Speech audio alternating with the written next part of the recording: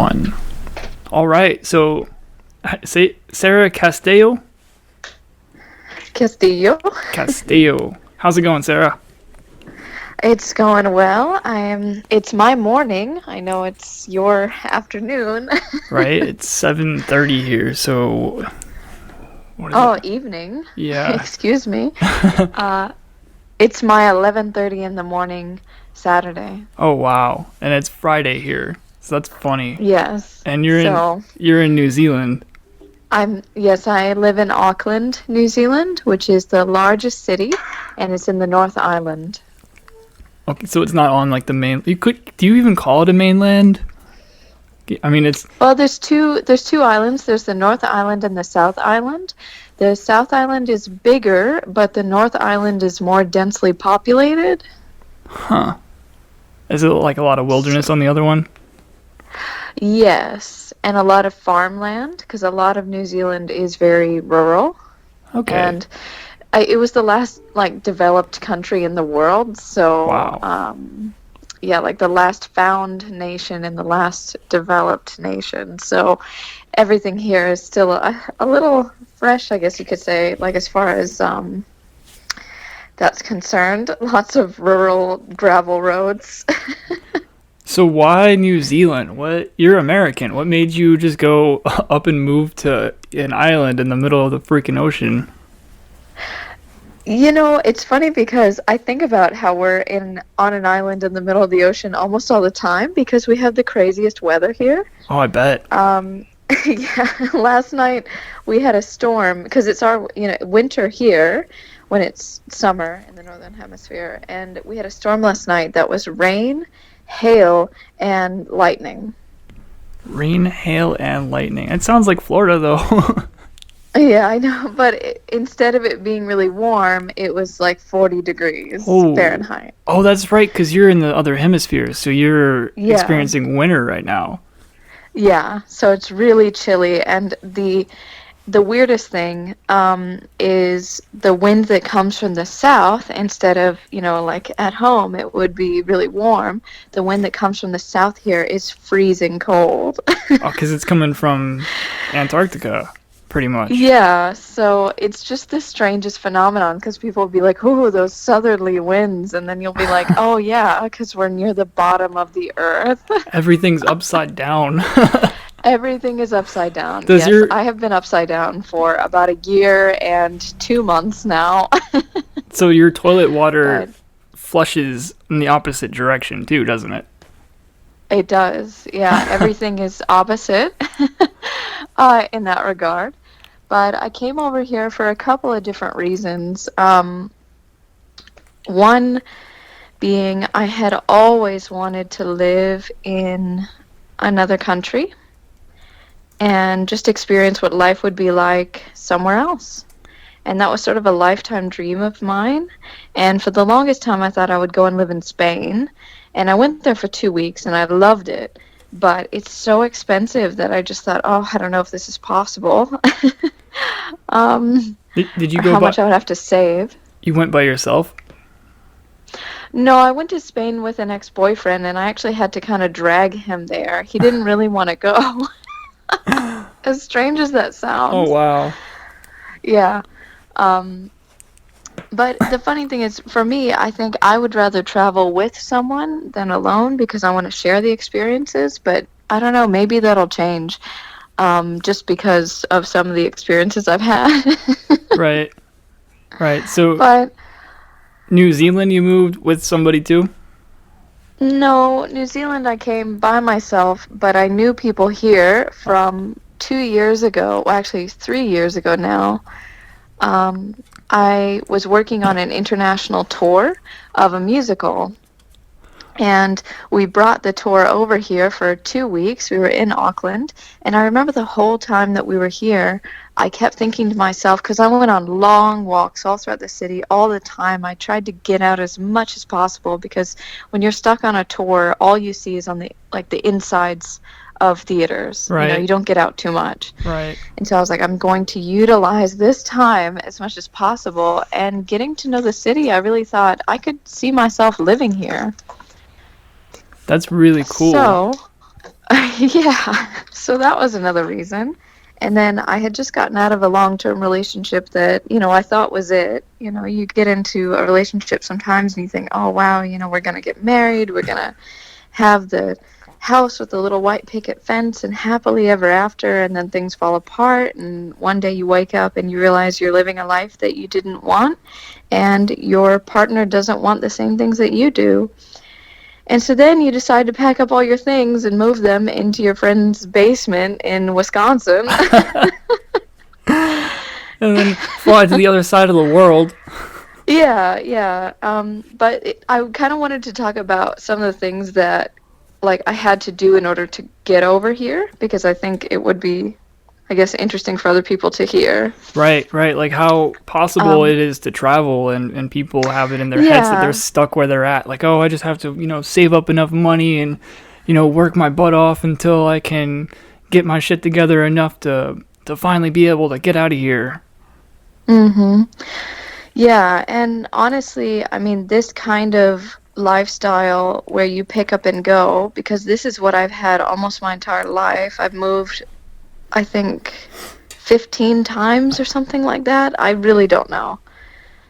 Yeah. But, I've been kind of used to that, but especially in my adult life in the theater world and in the world of entertainment, you kind of have to be ready to pack a suitcase and fly off to your next show, your next gig. Yeah. So for me, it wasn't as difficult to just totally pick up my roots and try and plant myself somewhere else Yeah, and because I had been used to it. you're not as stuck in your head because you know how possible it is to travel. Like I've heard some people talk about their desires to travel, but they just have this mental blockade like, oh, it's not possible. It won't work out for me. Yeah. And it's honestly, I think, you exactly said it how I would say it, is that it's just a mental block. And granted, I did make a lot of sacrifices to come here. Yeah. um, I sold pretty much all of my furniture. I still have boxes of things that I own that are nostalgic to me in my friend's basement in Wisconsin. Yeah. And so I needed to find a job in Wisconsin, and the only thing that was close by, because we're talking like really rural, nothing there but snow and cows, Wisconsin. Wisconsin. Is there even Um, anything in Wisconsin in the first place? honestly, um, I don't want to be rude to the Scotties out there, but there's not much there. That's what they're called? And Scotties? yeah. Alright, well, Yeah. I'll be rude to them. You have a funny name, Scotties. Yeah. Yeah. I say that with love. There's really not much there. There's a lot of dairy farms and factories and industrial complex kind of work.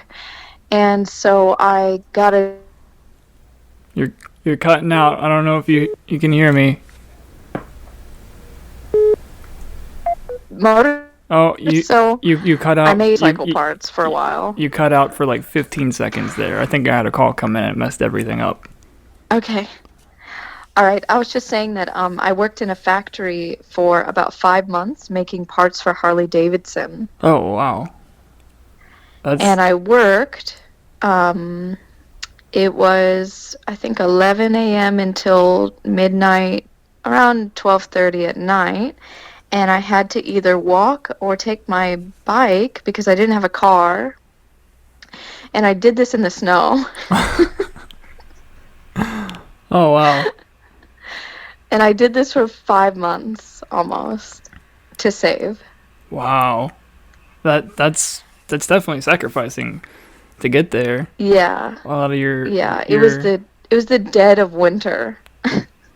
Wow, did you have any worries that maybe once you got there you might get stuck there and couldn't get back, or do you have like a reserve fund for emergency I have to fly home that you keep separate from So, everything else? yeah, that's one of the contingencies of your visa whenever you do get a visa, because you have to go through all the formal immigration procedure in order to even come and stay. And that's how it is for most countries. But something that I was really surprised to learn about because I had never heard about it. My whole life, I thought, oh, I want to see the world, I want to travel. And nobody told me that there's the working holiday visa in most countries. Wow. And the working holiday visa is set up for people that are of the age of 18 until I think it's 30 is the cutoff point, or maybe it's 25. I can't quite remember, but it's just that age group of people that want to just go and live in another country and work in another country and just experience it. And New Zealand has the working holiday visa, Australia, um, most of the countries in Europe, all over the world, there's different versions of this kind of visa, and it's really easy to get. And the minimum requirement for you to have, because you have to provide bank statements, you have to show, for each country it's different, but for New Zealand, it was around 4,000 US. Okay. And that's not counting the flight tickets. So you have to buy your flight tickets and have about 4,000 in the bank of just in case money. Right. As a reserve, so if you need to return home for whatever reason, you're not stuck in Well, homeless in some other country. well, or if you, are in between jobs and want to go travel or, whatever that money is for. Your lodging, your food.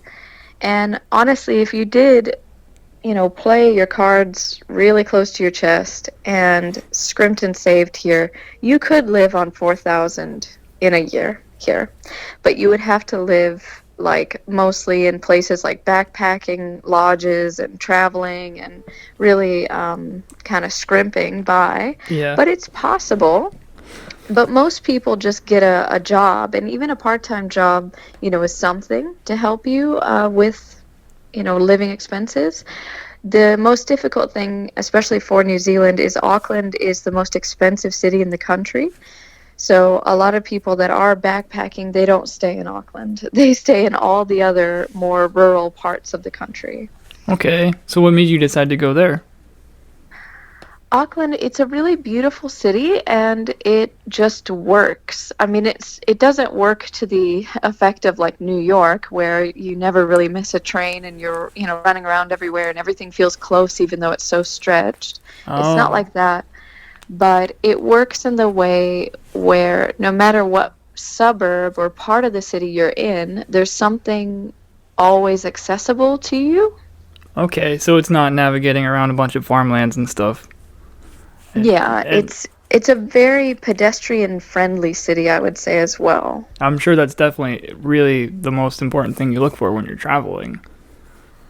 Yeah, just, how easily can you get around and to where you want to go? Now, however, that is sort of a negative, I guess you could say, for trying to get outside of the city because you would need to, either rent a car or just do like how people do here and hitchhike. And I've never seen so many hitchhikers in my life as in New Zealand. But everyone hitchhikes. It's a totally acceptable thing. There's so many people from all over the world, and I mean all over the world. I've met people here from just everywhere. Like you name it, I've met them, here traveling, and everyone hitchhikes, and no one thinks anything unsafe about it. Wow. Yeah, in America, it's almost become stigmatized now. Like if you're a hitchhiker, you're Yeah, probably a axe murderer or a dangerous it person. is. And what's worse than the It's that. hitchhikers is the kind of people that pick up hitchhikers. Yeah, and then you're almost like judged by everyone else when you drop someone off. Yeah. So, yeah, it is very, badly stigmatized. But honestly, at the end of the day, people are just people. And, if someone's trying to get down the road the same direction you are, you might as well give them a lift. It's kind of like the nice thing to do. So have you So, have you hitchhiked? no, I haven't gotten up the guts to do it yet. Being American, I'm sure it's definitely a I harder know. hurdle to get over. It is because your entire life you have this cultural mentality that as soon as I get in the car with someone, they're going to, kidnap me. Right. Yeah. So And my next question is, would you, if you had to hitchhike there or America, would you even hitchhike in America at all? no, I wouldn't hitchhike back at home. It's so Honestly, I really wouldn't. it's so different. Like we were saying, the type of person to pick up a hitchhiker. It's not somebody I want to be stuck in Hmm. a car with for. What if they're crazy? Yeah. Well, and also I feel like people would, look at me, especially as a woman, as crazy for hitchhiking too. Yeah. There is some sexism stigma there of like, she's asking for trouble. What are you doing? And then, if a woman stops, she'd probably shame me in some way, Oh yeah. And if a guy you stops, know? they probably want sex. Yeah, so it's like there's this weird, I don't know, there's this weird element to it that doesn't exist here. People just pick people up all the time, and then you just ask them about their travels. And we picked up people from, like my boyfriend and I here, we'll pick up people whenever we're going, and we'll see a hitchhiker and we'll just ask them about their story, and it's kind of fun.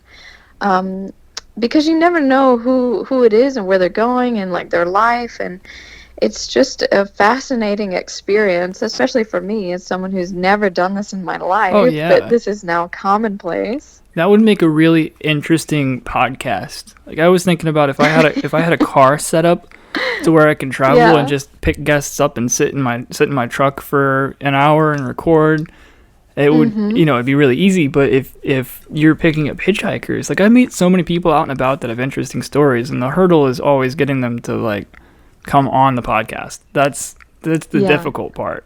But if I had a gear setup, or you could even do that on your phone. I did two of them over the course of the week with my aunts. Okay. Um, just on Yeah. my phone. I didn't even have a fancy setup. The sound quality isn't as good, but it would be really cool to pick up hitchhikers with interesting stories and do that once, twice a week. And for however Yeah. long the car ride is, you hear their story. Yeah, because I mean, I was talking to this French woman who we picked up, and she was backpacking all throughout New Zealand, and she worked professionally in the wine industry. Oh, cool. And she was talking about how she was I think it's a sommelier or something like that, and she does all the wine testings and tastings, and she does all these like wine data things and organizes events Is and she the one that just comes up all this stuff. with the taste profiles to describe what it's a hint of? Yeah, like all of that stuff, and that's just so niche and so interesting. And here she is just backpacking around New Zealand. Wow. Yeah. And a lot of my friends here, I only have one American friend because statistically speaking, Americans that live outside of America are about 0.5%. What? The last statistic I saw online, it was something like 0.5% or 1% of Americans that live outside of the USA. Why do you think that is? And, I think because I was actually, as soon as I found out the statistic, I immediately went into research mode and I was like, why is this? Why am I such a weirdo? Why am I part of this tiny What percentage right now? what sets you apart? Um, yeah, what makes me different? And what I was seeing was a lot of people, especially because of our capitalistic culture, feel like they need to have certain things in their life before they go traveling. Like, oh, I would love to go travel, but first I really want to get a house, or I want to get married, I want to have Yeah. children and do all this stuff, and then when I'm retired I can go and do whatever I want, or when I do this I can go do whatever I want, or I don't have enough money to do that, or all this, like these excuses. I mean, to me they're excuses because, to be frank, as a millennial, I don't have the illusion that I'm ever going to own land. Right. Right. It's just, it's ridiculous to try to break into the real estate bubble right now. Well, there's I there's mean, so yeah, many I could. more people. There's When I was in high school, we were taught that there was 6 billion people in the world, and now there's what is it? I don't even know what it is now. Seven and a half, I eight think it's billion. 8. Yeah, Right. it might be up to 8. There's so much more people, and there isn't any more land. There's no new land. So it's Yeah, really and I mean, crazy to think that anybody would own anything more than an apartment or a piece in a high rise, or just hmm renting a duplex or something like that with 8 freaking roommates. Yeah, and I mean, sure, I could make it my goal to scrimp and save and buy a house and have that as a asset and pass that along to my future generations and all that jazz. Or I could, live a life where I travel and explore and experience things. You mean And in my actually mind, you mean actually live life? yeah, in my mind, I'd rather do that, even though one has longevity and the other is intangible. And I think it's a part of the personality type of the person as well. Oh, absolutely. Um, I've never really been the kind of person that was impressed with material things. Yeah. So for me, I've never thought, oh, I want to have a huge house. I want to have all the best things. I want to have all the latest technology, the newest phone, the newest this. I just thought, I want to have amazing experiences. I want to go meet people. I want to see the world. I want to see different cultures. I want to see different religious things. I want to see there's just a million things that I want to experience, and none of them really, I mean, they all involve money because that's how the world works, Right. but none of them involve money as a center point. Do you know who Tim Ferriss is? No. He he's an author. He started a supplement company making like a nootropic brain supplement. And Mm-hmm. what happened was he was in a relationship and he spent all of his time working, and then she left him because he was never around. So he was pretty much having a mental break. Like, I'm gonna go to Europe, but first I need to set things up with my company to where it can run when I'm gone. And he found Yeah. a way to get his company to operate without him. He outsourced to India, hiring virtual assistants, and delegated the work to all the places, all the people around him that worked for him, and then hired a company to take his mail and scan it and send it to his email, and all these kind of cool tricks to where he could go away and live in another country for 6 months and not have to worry. And he got it to where he only had to check his email and work and make phone calls 4 hours a week. So he wrote this book called 4 Hour Work Week about how anybody can do this if they Right. have the right resources. And I saw that book when it came out. the interesting thing is, if you put a lot of, you obviously it takes a lot to build a business, but if you take,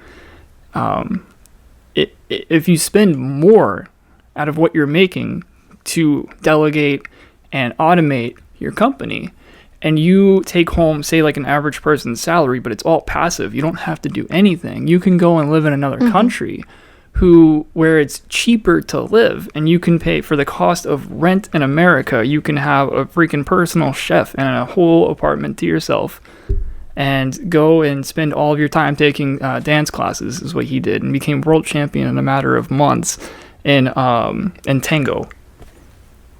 Just because Wow. his income was American income, but his expenses were, I think it was Argentina as the example he gave that time, but he's been all over. Yeah. Yeah, and I mean, that would be amazing. And that's why so many retirees in the US, like a huge portion of the people that are living outside of the US are retirees Oh, that will take their retirement money and they'll go to somewhere like Thailand or the Philippines. oh yeah, yeah. So their money's worth more there. It Yeah, the goes further, exchange rate is insane, especially in the Philippines. right? Because I met this friend here. His name's Paolo, and he's from Manila. And what he makes in a day in New Zealand is the equivalent of what he would make in a month in the Philippines. Wow. So So, does he send money right, back home to his family and stuff? yeah, and right now, the only reason why he's even over here working is because he's working here for 6 months, and then he's going to go back home and he's going to give his fiance the wedding of her dreams, Nice. That's so cool. which I thought was the most romantic thing I may have ever heard. Yeah. Wow. Yeah, so this sweetheart guy is going to live in another country far away from his home just to save up so that way his fiance can have the wedding of her dreams, the ring she's always wanted, and they can have a little bit of money saved for their life together. Tell me she moved with him. Well, she's in the Philippines right now, so Uh-oh. she's back at home and Uh-oh. he's here. So that he had to make this, 6-month sacrifice for them. But it's so sweet because they Skype each other every day, and she's Oh, so excited for him to come home, and it's just like the most adorable thing. that's good to hear.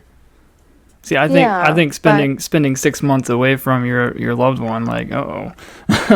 Hopefully she's still there I when you know, get but back. they they've been together for 8 years though, All right, and that's a little different. um, yeah, and I mean they've always been together, but they just have never gotten married or anything because it's just such a huge expense. And so he kind of came up with this plan, and he was like, well, what if I just go somewhere, get a job where the exchange rate is awesome, and then I'll come back home? It's a hell of an And I feel idea. like, yeah, I mean, it's a little bit of a time sacrifice for the rest of your life, right? Because Yeah. then the wedding's taken care of, her ring's taken care of, and then you've got this nice little nest egg to sit on. And he has the experience of going overseas and doing whatever. He wouldn't normally have those experiences. Yeah, so it's adding something else to your resume. So, a few minutes ago, you brought up you had an American friend, and we went off on a tangent of like why do you this whole like why do you think Americans don't travel tangent? But what Yeah, were you gonna say about your American friend? so I only have one, was what I was saying. And he's the only one I've ever really met here. And we both work at the same place, and we're from, totally different areas. He's from Colorado. I grew up down south. He's more, I don't know, like, I guess moderate leaning, and I'm like super liberal. So in all other circumstances at home, feel like we probably wouldn't really be friends. But you got a But bond. here it's like I can talk to him about the US, and I can joke with him making cultural references Yeah. that no one else would get. And we kind of joke about that, and that's how we relate. And so sometimes when you find yourself feeling very foreign, which in the first time in my life I felt foreign here, um, it's kind of nice to have that little piece of home when you talk to someone. Yeah. But I mean, it's only been a year. But even though it's been a year living away is mentally quite exhausting. And my first few months, I really did experience culture shock, even though people in New Zealand, of course, speak English. And it's a very similar culture, but I feel like leaning more towards British culture than American. I did wake up sometimes in the middle of the night and think, where am I? I'm so far away from everyone I've ever loved. And you just kind of have this feeling of dread. Yeah. And then you have to kind of resort yourself and then go back to sleep. Wow.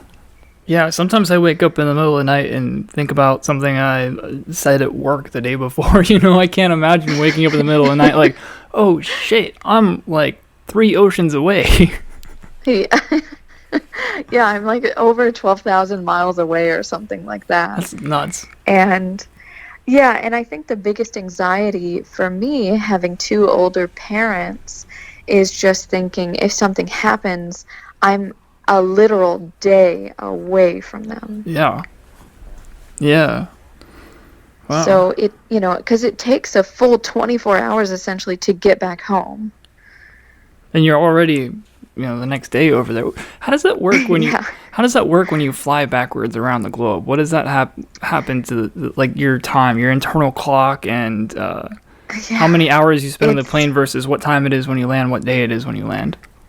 it's easier going one way than the other. Going back to the United States is okay, um, because you're going kind of with the I don't know, with the flow of like time and like crossing the international date line, and then you arrive and you're like, it's all right, I'll figure it out. And then You you kind of have this weird jet lag and you're a little dizzy and strange. But coming back here, I also have a hard time too. I don't know. I've had bad jet lag experiences going to the US and coming back to New Zealand. So I think either way you go, it's a little tricky. You have to find what works for you. The last time that I came back to New Zealand, because I just went back to the US in June, I was there for 3 weeks. I spent 1 week in New York City, the next week in DC, and then the last week back up in New York, but in a different area. Yeah. And going back to New Zealand, I was horribly jet lagged. um, and I don't know, I was kind of horribly jet lagged going to the US as well because it was going to the East Coast, which is harder. Yeah, you said you crossed the date line, so do you fly back over through Europe and what do you fly over No, Africa no. or? So the way that that you most commonly go is going across the US and then leaving from either Los Angeles or Houston. Okay. So Um, the date line so then is the date line in the Pacific or is that I guess it's it's the prime meridian that's in England, right? That goes. yeah, the dateline it is in the Pacific. And like just when you cross over into that southern hemisphere in the Pacific, that's when you cross over into the next day. All right. Yeah, man, that would be nuts. Just thinking about the fact that it's Saturday morning. I'm I over here know. a day before you. Like, I know, I'm a time traveler. too bad it didn't work like that, right? Like, if something Yeah. happened and you had to go back, you could just fly around the other way like Superman and turn the whole time back Yeah. in the world and go back there Yeah, before I've anything, fallen stop it late. from happening. Yeah, it is it's a very strange experience and I forget all the time and I talk to my mom once a week on the phone and I always forget how weird it is for us to try to like figure out our times for calling and Right. When we were scheduling what this, when we were scheduling this yesterday, I don't mean to interrupt, but yeah, I got fed up. I'm just like 25 hours from now. yeah, 20 25 25 hours hours from from now. now. Yeah. Yeah. And then I was like, okay. That works. I think that's like 10 a.m.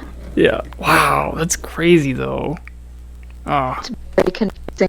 hold on. I'm having some trouble with the microphone. I don't know if. Oh, I think my cable's falling apart. It's all frayed. Are you? Can you say something? All right. Hang on. Hello. Hello. Okay, you're back. Sorry about that. It's all right. I've got But this. Go ahead. Sorry. I did want to touch back on just getting yourself out there and traveling. Yeah. So I kind of took like a really difficult route, but I mean, I'm the kind of person where I guess those were my options and this is what I went with. So, I worked in a factory and I biked in the snow and I sold a whole bunch of my belongings and did all this stuff to scrimp and save to get my, $5,000 goal. And I did this in, like I said, like 5 months. So that's saving $1,000 each month while still feeding myself and paying to live with my friend and helping her out with living expenses and all of this stuff. And I wouldn't have been able to do this without having such a good friend to be like, yeah, come crash with us and just help us out with living expenses and you can stay. Yeah. Um, so I just want to say it is possible. It just takes a lot of research and dedication. But for people who have the privilege of having parents who have a house or having a relative with a home that you could store your things in, that already makes it a little easier because both of my parents, like my mother has had the hardest time this past year and she's moved around a whole bunch of times and then my dad over in California, he has a small little apartment and I couldn't, move all my stuff into his tiny apartment without really severely inconveniencing him. So I say for people who already have a relative with, some kind of space that you could use, you could easily store things to come back to because I know a lot of people are concerned about their couch or their their things that mean a lot to them Right. because it is a huge investment to buy furniture. But Oh for yeah. me, I just was like, whatever. I don't even know when I'm coming back to this country. My heart was broken. I was ready to just leave and just say, whatever, I'll just go with the wind. Right. And I know not everyone will be as frivolous. Um, but having that person that you can like trust to be like, look, I'm leaving this stuff with you. You have the space, and I'll pay you this much. Pay you $100 for the year or something like that. Yeah. Like the family discount, right? Be kind to people, get good And friends. yeah, have some resources socially that you can depend on, and then save as much as you possibly can, and then save some more. Yeah, it's kind of Go back to college days and live off of ramen. it's kind of impossible to do anything without other people in this world. It is impossible, really.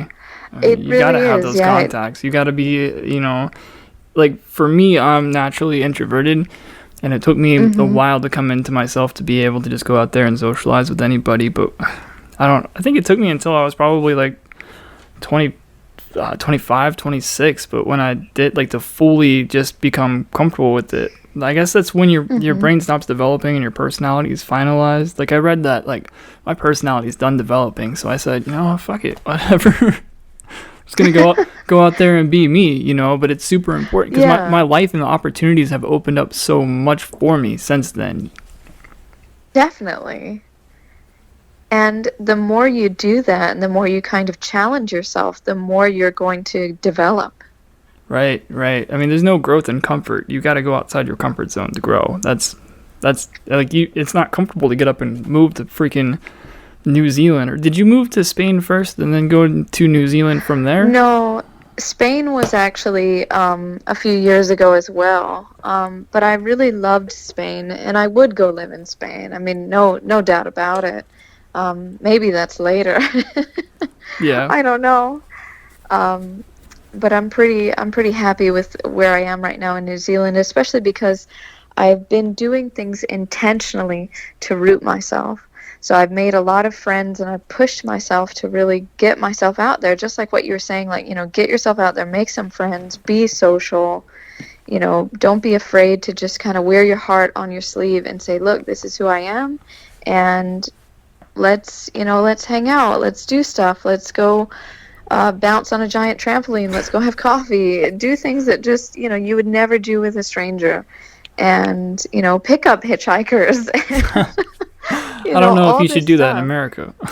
No, maybe not. I got a friend that But would I'm hate just me if I said saying, that out loud, though. I had a friend that hitchhikes, so shout out to Chronic. yeah.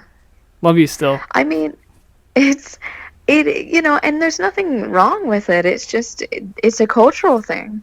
That's it at the end of the day. And there's so many interesting cultural phenomenon about the United States that you realize after you've lived abroad.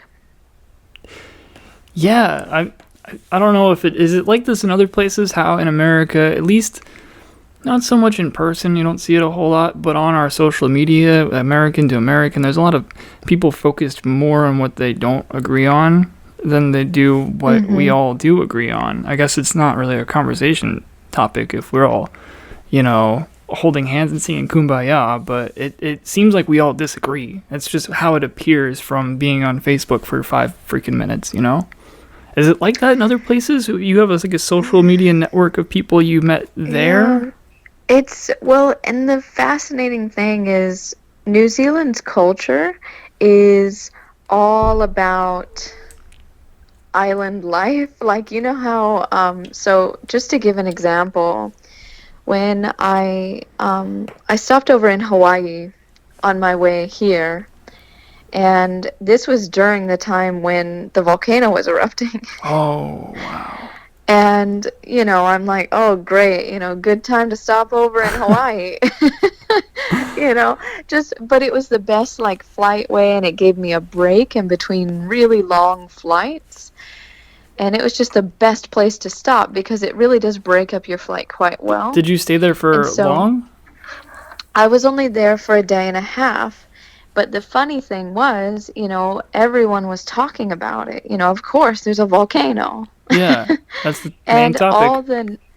yeah, key topic at the moment. There is a volcano erupting as we speak.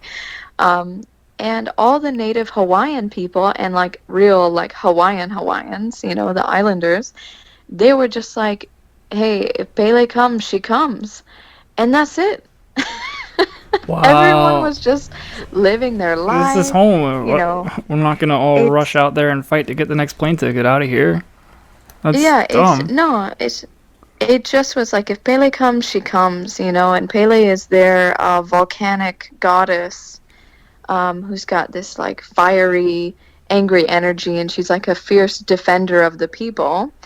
And, you know, they're just like, it's out of our hands, so why worry? Wow, how many people there had So, that like mentality of? I mean, every native Hawaiian I spoke to, and I mean, yes, I was only there for a day and a half, but then when you come over to New Zealand and you interact with islander people here, the Maori people, who are the indigenous people of New Zealand, the people from Samoa and Tonga and Fiji and Vanuatu, and I mean, they're all here and we're all living together, and everyone has this sort of laid back, relaxed lifestyle outlook where if it's out of your control, why worry? yeah, yeah, man, that's pretty cool. And maybe it is just that, like, you know, beach lifestyle kind of hitting everyone, you know, where everyone's like having beers on the beach and everything's cool, Well, man. Like, yeah, maybe, I was gonna mention maybe how that's it. even here in Florida, I live in Orlando, or really close to Orlando. We go to the beach Mm-hmm. and just spend some time out there. Hell, you walk into a 7-Eleven at the beach and there's no like no shoes, no shirt, no service sign. You walk in there barefoot, trekking sand in with your shirt off. They'll sell you shit, you know? They don't care. Everybody there Yeah. that works in the restaurants, the waiting staff, the anybody that you meet around there, even the drivers, they're all laid back, like, because it's this I think it's because of the ocean is so vast and it's right there. It's half of your Mm-hmm. view, you know, if you're standing on the Yeah. beach. It's humbling. I think that it definitely It, influences the way you interact with people when you realize that you're so insignificantly small. You know, it doesn't really I matter, so think just so be too. kind. Yeah. It's just, it's this entire vibe. It's like the ocean life vibe, and it's you really feel it in New Zealand. Everything runs a little slower. Everyone's like, it's it's all good. It's Right. just, everything's fine, and it's just like that where you can go to the beach and then you can walk into somewhere with your bare feet and your, swimming stuff on, and no one really cares. It's just everyone's just enjoying their lives and enjoying that time in nature. And the people of New Zealand, everyone's just referred to as Kiwis. Hang on a second, my phone's doing the thing again with this cable. I need to get a new one of these. I'm still trying to get it to work. I'm sorry, this thing is frayed.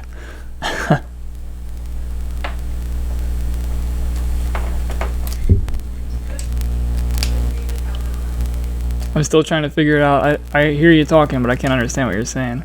You know what I'm going to do? I'm going to hit pause on this podcast really quick, and then I'm going to come back with another cord because I think I have one of these in my truck.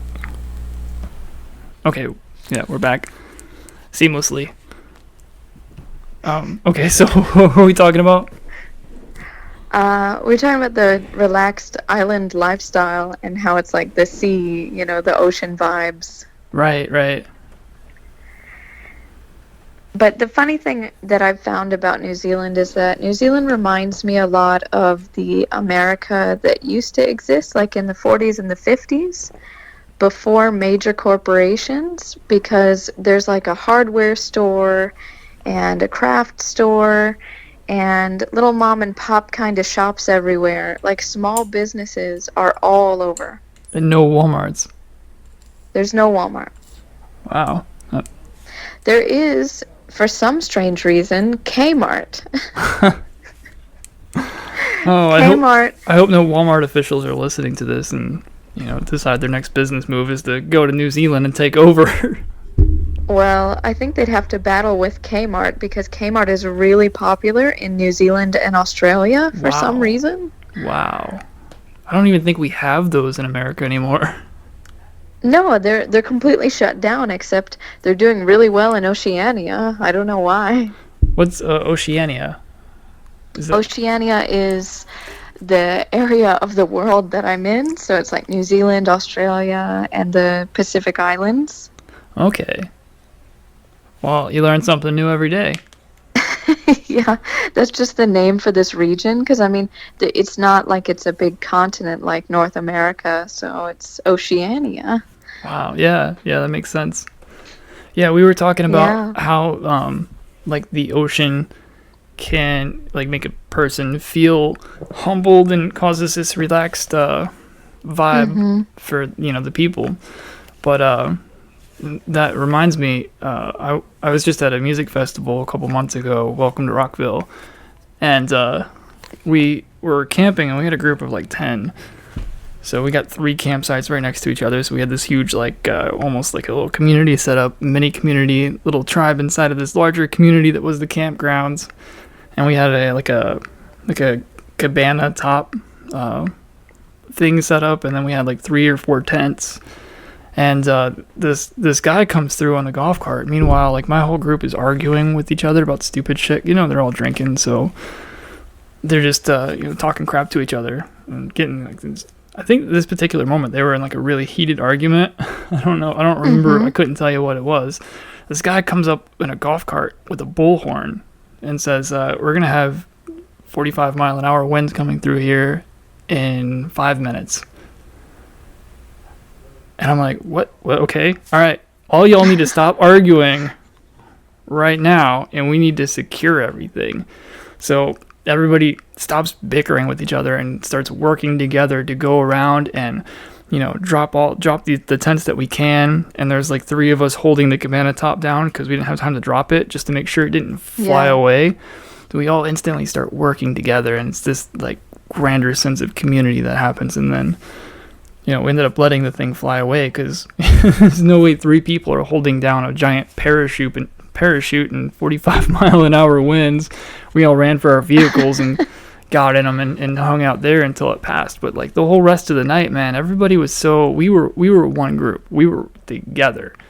Like it was a whole different sense of friendship throughout all that. And if you live on an island or in the coast, you're constantly facing all these crazy storms. Mother Nature is throwing her worst at you all the time.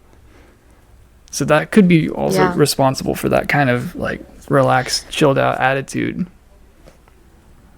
I think so too, especially because, when you get into our, here they're called cyclones, but, back home, hurricane season, it's, really that feeling of community banding together and helping people. Is everything there built to like more sturdy, to higher regulations and codes? Yes and no. The houses, I think, are a little old school because they are not as well insulated as they are in the United States. Oh. But they are built well and built in a way that we probably don't even build things anymore. Like, it's like real things. There's not a lot of plastic. It's all wood and like real craftsmanship put into it. Yeah. But they're just very thin. Yeah, wow. Yeah, like houses here are kind of thrown together. I live in a mobile home, and this thing looks like every other house in my community, Yeah. And it's 2 pieces they make in a factory, and they bring it to a lot and seal them together. Yeah. Yeah, I've lived in a similar kind of mobile home. And it you can kind of like when you touch everything, it almost feels like that this was a part in a factory that was just assembled. Yep. In a way. Do you have a lot of mobile homes in New Zealand? Not really where I am. Out in the rural areas, yes, but not as much. I don't know. It's hard because when there is like cyclone season and there's really bad tropical, kind of storms that come through and bad winds, that kind of home, it just doesn't really hold down here because we are out in the middle of the Pacific and it gets really rough sometimes.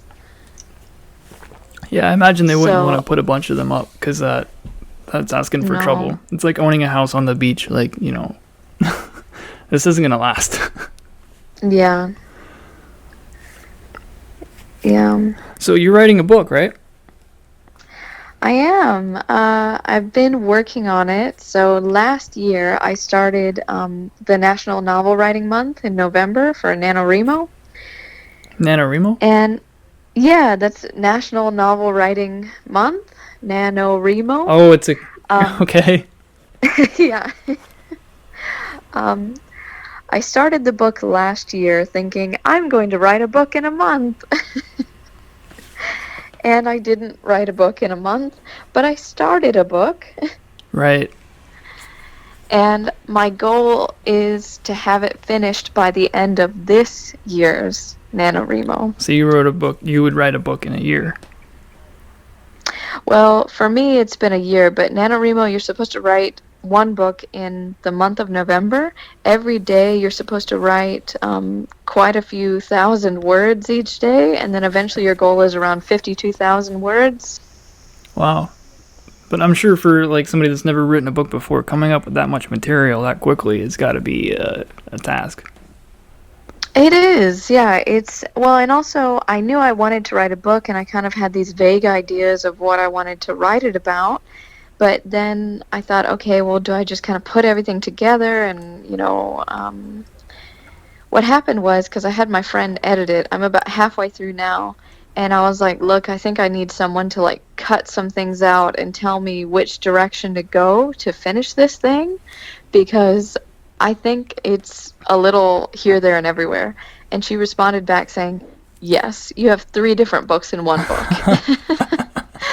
And I was like, oh, okay.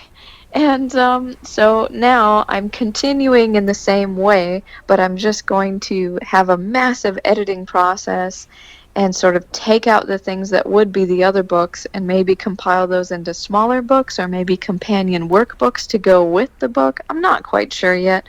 Haven't gotten there.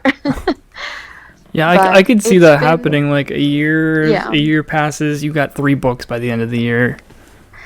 Yeah, and it's been an interesting journey just to see it organically unfold. And the majority of my book has been, I guess, revealed to me through meditation. Oh yeah? How does So I'll sit and I'll meditate and I'll kind of go through this experience and then I'll write it all out in like a third person and then reflect about that and then move on. And so it's kind of like spiritual teachings and going back into the ancient world and paganism and all sorts of things into one. yeah? So what are some of the key topics? I mean, I'm sure it's not really something you can reveal too much, being that you Yeah, don't know I exactly can't what you talk too have. much. Yeah, it's still unfolding, but a lot of the book focuses on healing. That's really cool. Thank you. I'm really looking forward to finishing this project because I mean it's been ongoing. I've had this idea in my mind for a long time of, oh, I really should write a book. And finally doing it has been kind of a painful experience. I've just been squeezing it out of my soul slowly. But that's how you And make gold. I hope so. And my goal is to have it all finished and available for purchase and everything else by January 2020. Okay. Yeah, you'll have to come back on the podcast and we'll do another hour of that whenever Yeah, well, just book reveal party. right. So, your thoughts on Yeah. healing? Do you think that it's possible to heal physical bodily damage through meditation and certain practices, like maybe meditation and movement, like Tai Chi or yoga? Definitely. I think that, because I mean, I have Reiki training. I'm a Reiki master teacher. And it's honestly, Reiki changed my life and sort of my perspective on the entire body. And I think that when you do healing that is more holistic, so you're not only addressing the physical wound or injury, but you're addressing the emotional and the spiritual, then you can do a complete healing. So, have you practiced this on other people, or do you do it on yourself? Both. So Reiki usually goes Reiki 1, you learn how to self heal. Reiki 2, you start practicing on others, where you get family members to essentially be your guinea pigs. And then Reiki 3 is completion of the training, and then you are at a stage where you can open up a Reiki practice and practice on others fully. And then Reiki Master Teachership is you have shadowed your teacher for a year and you've seen how they attune students into the Reiki healing modality and how they teach, and then you can start to teach others. So I've gone through all of that, and I've had 2 students complete all through Reiki 3 with me. Wow. So you followed somebody around for a year devoted to this. Yes. What was that like? It was wonderful. My Reiki teacher, she's like, I think of her as like an auntie, really. She's Yeah. like family to me. And she taught me many things, and she just was always there for me. And sometimes I wouldn't even need to say anything, and she would give me a call just randomly and just check in on me. It's just like this very special bond that we have, and getting to spend the time seeing how she was not only with me but with other Reiki students and other people that she did Reiki on regularly, and how much love and support she gave everyone was really humbling. I think that's something that's missing a lot in society is the lack of mentors for young people. You know, be it Mhm. business, spiritual, religious, whatever. A lot of people that they don't have somebody there to like, hey, this is what I've been through. This is what I've learned, and I can teach this to Yeah. you. You know, And, it's kind of like that, family that the universe kind of gives you, because I don't, I mean, whatever your situation may be, you may not have that same kind of like auntie figure or uncle figure in your life who's kind of there as this wise older person who cares about you and has that wisdom to share. And so having that in someone, um, in that different way is really special. yeah, I'm sure. I'm sure. Wow. And okay, so I'm sure there's a lot of different people listening to this. People that are skeptics out there, and they see Reiki as some weird people waving their hands over somebody else's body. I'm sure it's more than that. Like, what is it really? So, Reiki comes from 2 Japanese words put together. The first one is Rei, meaning flow, and the second one is Ki, which means life energy. And this entire practice was founded by Dr. Mikao Usui back at the turn of the century, and he incorporated a couple different traditional healing systems in Japan that were based out of like Shinto and Buddhist techniques and Hinduism. And Hinduism. Sorry, we had a So, break. So yeah, so Reiki utilizes in Hinduism, there's the chakra system, which is all the energy points of the body. However, with Reiki, it can go very advanced into even the minor chakras, which are at the palms of the hands and the soles of the feet, as well as many different areas in the joints, and a whole bunch of different sort of particulars that may not be fully covered by your basic chakra information out there. wow. So you do this on yourself through meditation, and then you. So I do this on myself via hands-on healing because it's channeling the energy from the universe, that universal energy or Reiki, down through the top of my head, which is my crown chakra, down my head, down my shoulders, down my arms, out into my palms, and then onto my body. And so having the energy go through me and then onto me is 2 different sort of ways of getting the Reiki to balance myself and heal myself. And then anytime a Reiki practitioner does Reiki on another person, they also receive Reiki. So they do it on themselves and kind of use that to heal the other person. Well, no. I'm saying that's just self-healing. And then whenever you heal for another person, you have your hands on them, then just the flow of the Reiki coming through your body, it first has to go through you. You are the sort of the channel of the energy, so you innately get some of that Reiki as well. And you feel this coursing through you. Mm-hmm.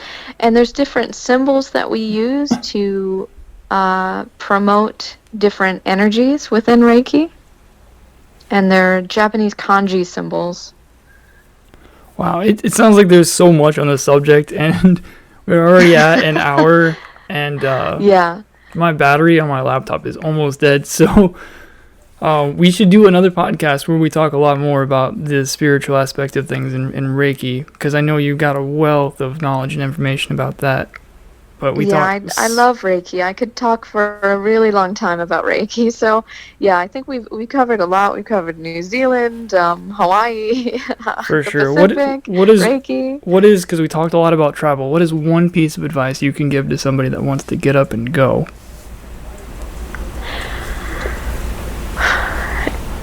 Don't be afraid.